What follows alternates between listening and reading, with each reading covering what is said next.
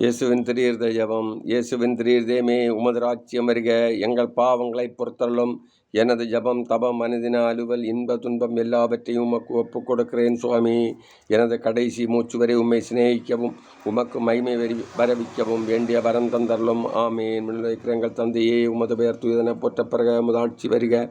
உமது திருவுளம் விண்ணுலகில் நிறைவேறுவது போல மண்ணுலகில் நிறைவேறுக. எங்கள் அன்றாட உணவை எங்களுக்கு தாரும். எங்களுக்கு எதிராக குற்றம் செய்தோரை நாங்கள் மன்னிப்பது போல எங்கள் குற்றங்களை மன்னியும்.